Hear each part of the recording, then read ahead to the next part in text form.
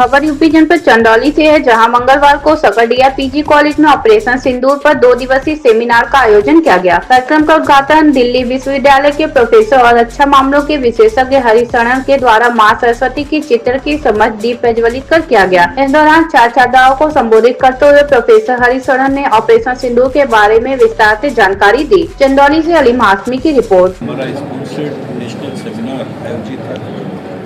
इसका basic purpose वही है कि ऑपरेशन सिंदूर किन परिस्थितियों में किया गया, क्योंकि भारत शुरू से ही एक रक्षात्मक पॉलिसी लेके चलता था। पहली बार हमारी पॉलिसी में शिफ्ट हुआ और हमने एग्रेशन की तरफ हाथ बढ़ाया।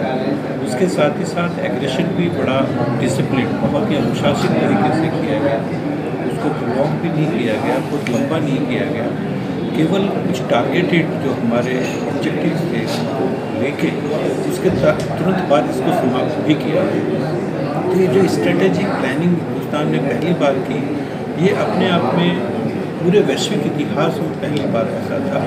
इससे पहले वैसे इजराइल स्ट्राइक्स वगैरह करता रहा था, लेकिन वो उनका बड़ा पीरियोडिक एक्टिविटी होती है। हिंदुस्तान की ये बड़ी स्ट्रेटेजिक एक्टिविटी बहुत उचित समय पर की गई और बड़े अनुशासित तरीके से की गई। टारगेट्स को ख़त्म किया गया। इसके कई सारे इफेक्ट दुनिया के सामने भी आए। सबसे पहले तो पूरे विश्व को भारत की मारक क्षमता के बारे में पता लग गया कि भारत का डिफेंस सिस्टम कितना मजबूत है।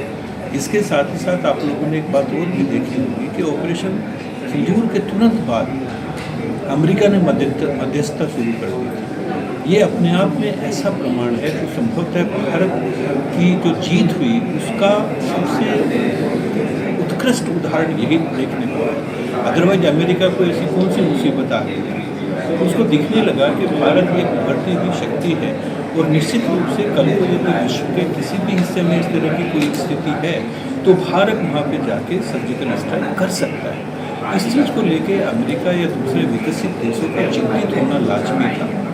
और जैसे आज आप देख रहे हैं वैश्विक परिवेश में कि अनेकानेक चीज़ें बदल रही हैं, हमें तो कई बार ऐसा लगता है कि भारत ने उस समय पे जो संदेश विश्व को दिया उसका आज ये परिणाम है कि हमारे सारे विकसित देश भारत को इन सारी चीज़ों में इन्वॉल्व करने से बहुत कतरा है। आप लोगों ने विशेष रूप से देखा होगा कि भारत के आसपास बहुत ही विचित्र सी रक्षात्मक पंक्तियाँ विद्यमान हैं। सबसे बड़ी मुसीबत तो हमारे लिए पाकिस्तान ही होता है कि वो एक ऐसा डिफेंस कॉरिडोर है जहाँ पे आके दूसरे देश, विकसित देश अपना सैन्य प्रभाव बना के रखते हैं और भारत को प्रभावित करने की कोशिश करते हैं।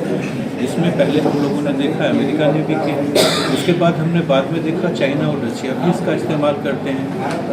इसी के साथ साथ आतंकवाद को भी बढ़ावा दिया जाता है। तो इन सारी चीज़ों को ध्यान में रख के एक अनुशासित तरीके से जो भारत की एक रणनीति थी, निश्चित रूप से ये अपने आप में सफलतम स्ट्रेटेजी के रूप में पूरे विश्व के सामने आए और उसी का परिणाम वैश्विक रूप से वैश्विक रूप में देखा जाए भारत की कूटनीति बहुत ही प्रबल मानी जाती है।